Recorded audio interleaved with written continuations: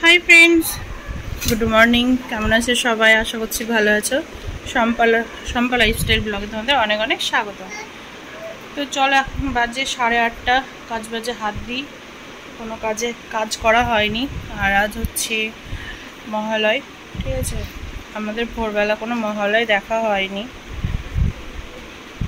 তো সবাইকে মহালয়ের অনেক অনেক শুভেচ্ছা সবাই খুব ভালোভাবে দিনটা কাটাও।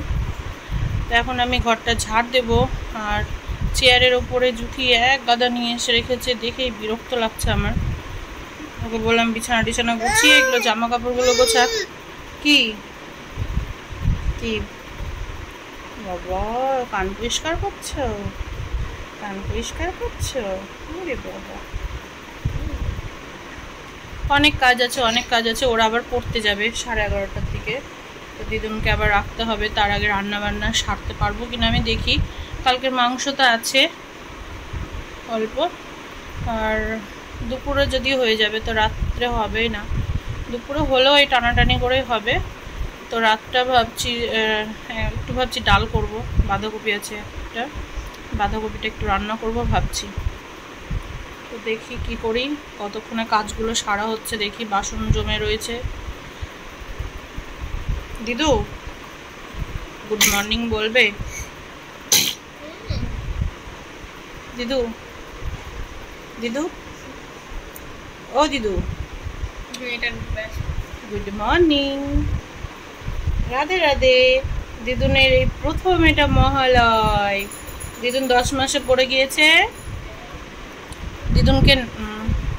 দিদুনকে না একটু ভাত খাওয়াতে পারছি ভাত খাওয়ালেও বমি করে দিচ্ছে একটু যদি মিষ্টি কোনো জিনিস মুখে দিচ্ছি বমি করে দিচ্ছে বিস্কুট খেলেও বমি করে দিচ্ছে মানে কি করে যে খাওয়া শেখাবো বা ধরাবো বুঝতেই পারছি না যা খাচ্ছে বমি করে দিচ্ছে। যেটা আমরা আলু সিদ্ধ ভাতটা খেতাম না তিতলি যে ভাতটা খায় ওই ভাতটা খায় ও কেমন খায় বলো তো যদি ওই যে একটা দুটো এমনি ভাত শুকনো ভাত যদি মুখে একটা দুটো দিই তাহলেই ঠিক আছে কিন্তু তার বেশি যদি একটু দিয়ে দিচ্ছি তো বমি করে দিচ্ছে। মানে যদিও মনে করো এই এতটুকু হয়তো খাওয়াচ্ছি কোনো রকমে খাওয়ানোর কিছুক্ষণ পরে বমি করে দিচ্ছে সব উঠিয়ে দিচ্ছে।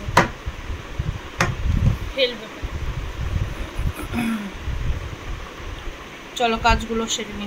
দিদু পুজো বাজার করতে যাব দিদু পুজোর বাজার করতে যাবে দাদানের সাথে না দিদু কত খুশি দেখো দেখো দিদু কত খুশি দিদু দিদুর কোনো কিছু জানেই না দিদু পুজোর বাজার কি আর দুর্গা ঠাকুর কি কিছুই জানে না বলো কিচ্ছু জানে না সব কিছু মুখে দিতে হয়। একটু হাসি দিয়ে দাও তো সব দিদুনদেরকে দেখো দেখো এই যে সব দিদুনরা দেখো তোমার হাসি দেখার জন্য বসে আছে। হ্যাঁ এই হাসিটাইতে চাই ওলে বাবা ওরে বাবলি হাততালি আমরা পূজার বাজার করতে যাচ্ছি হাততালি আমরা পূজার বাজার করতে যাব। ওদিকে বসে এসেছি ভাত ভাবলাম তো ডাল আর বাঁধাকপির তরকারিটা করব কিন্তু কি বলতো মাংসটা আছে দুপুরে হয়ে যাবে ঠিক আছে দুপুরে 2 পিস 1 পিস করে সবার হয়ে যাবে। তো আজ রান্নার করলাম না আর এদিকে হচ্ছে আমি না গেলে এরা কেউ যাবে না পুজোর বাজার করতে প্লাস দাদা বকাবকি করছে রাগারাগি করছে তা আমাকে এখন যেতে হবে কিছু করার নেই। আমার ইচ্ছে এই প্রত্যেক বছরই হয় জানো ইচ্ছে করে না কিন্তু আমাকে না পারতে যেতে হয়। মারামারি লাগিয়ে দিল তিতলি তোকে বললাম যে স্নান করবা যা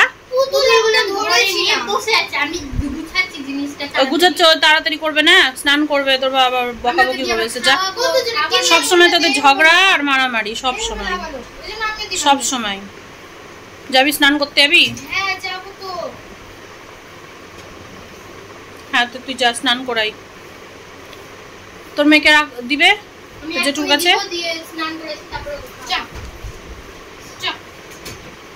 কারণ জেঠুর কাছে দিয়ে স্নান করতে যা তুই বেরালে আমি স্নান করতে ঢুকবো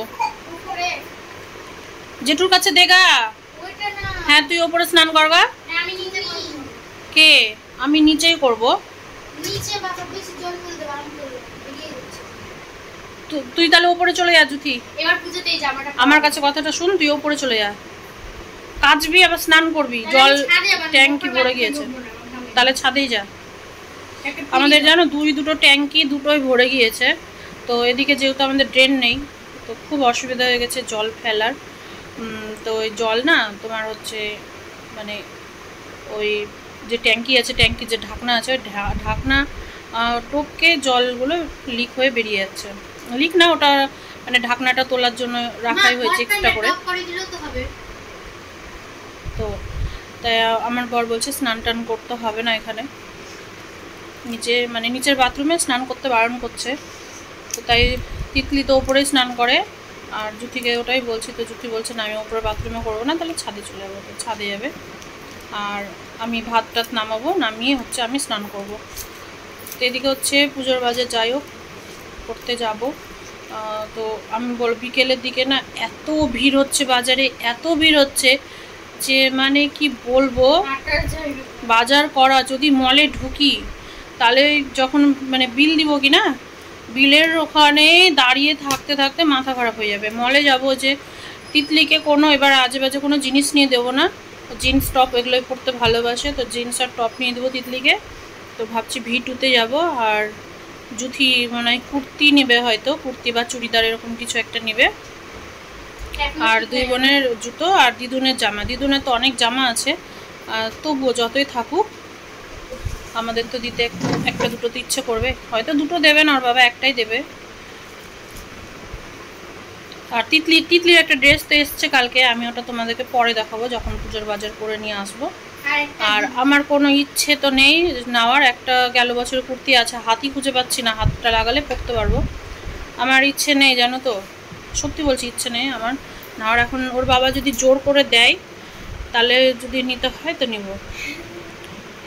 হ্যাঁ, তো তোর বাবা তো দিবেই, জোর করেও দিবে, না নিলে ওখানেই ঝগড়া লাগিয়ে দিবে, লোকজন কিচ্ছু দেখবে না। তো যাই হোক, কালকের মাংসটা এখন গরম করলাম, আর ভাতটা ফুটছে, দাদুকে খাবারটা দিব, দাদুর জন্য একটা গেঞ্জি টেঞ্জি কিছু নেব।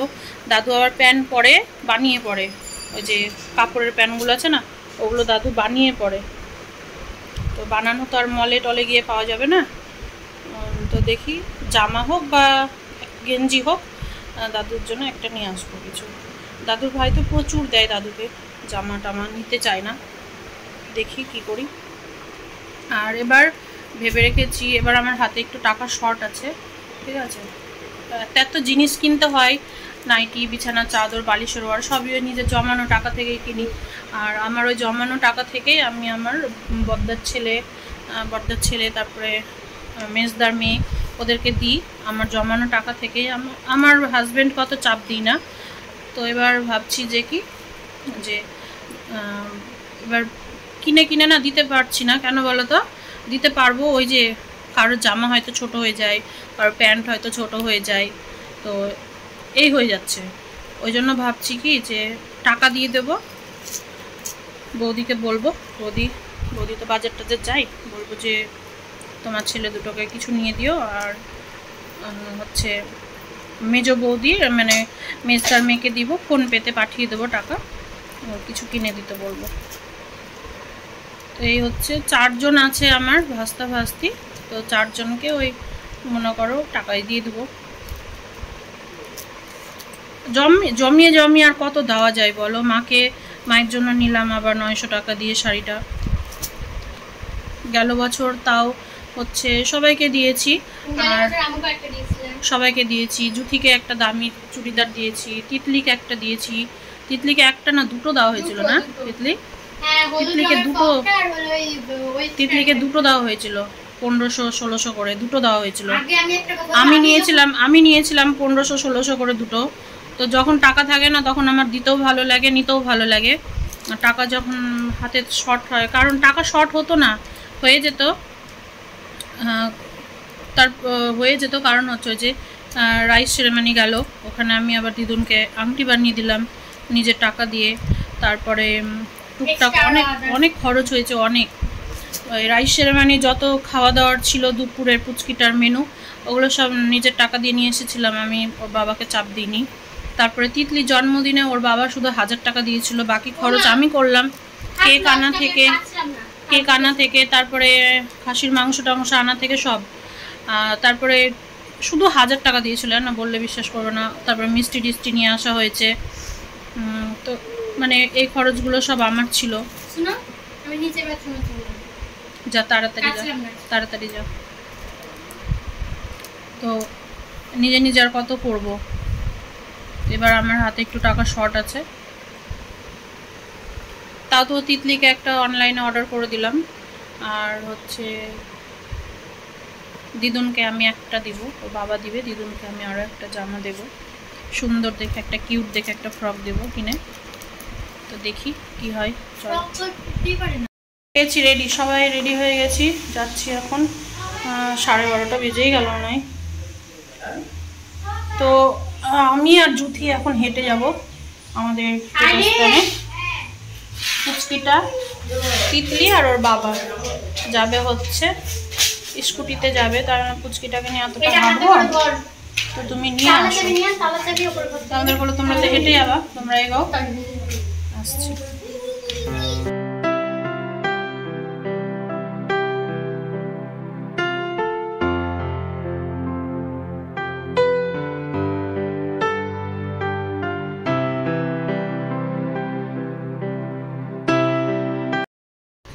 বাড়ি এসে ফ্রেশ হয়ে গেছি, দেখাইনি কিছু, কারণ আজকের ভিডিওটা এমনিতেই অনেক বড় হয়ে গিয়েছে। এই সবে আসলাম। এখন কটা বাজে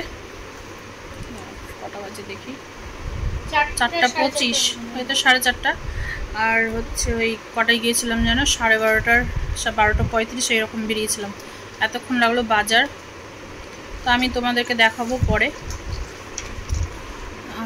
এখন আর দেখাচ্ছি না। আজকের ব্লগে হবে কিনা জানি না, ব্লগটা অনেকটাই বড় হয়ে গিয়েছে।